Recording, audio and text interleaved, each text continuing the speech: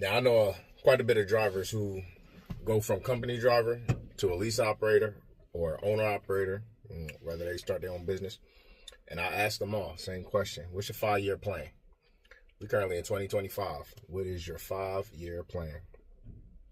Now, one of the things you have to realize when you're converting over from a company driver to a lease operator or owner operator, your expenses is not factored in for you. You have to factor those in.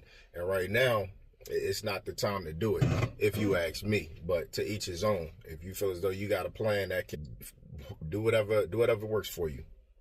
Right now, I don't see it. There's been too many different silent regulation changes in the FMCSA. Things that's not talked about.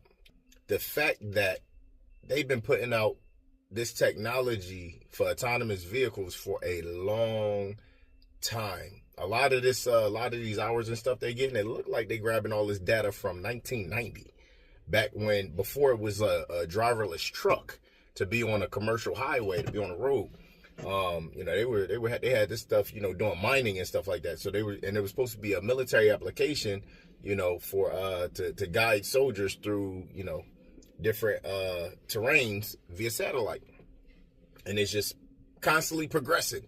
So this technology, it's already been accounted for. You know what I mean? So you got to figure out what's your 5-year plan, because in 5 years they already got the lead autonomous company down there in Texas running freight, fully autonomous, no driver assist at all. Of course, they were requested to have a driver sit in the driver's seat, but the driver don't touch nothing. He don't do nothing.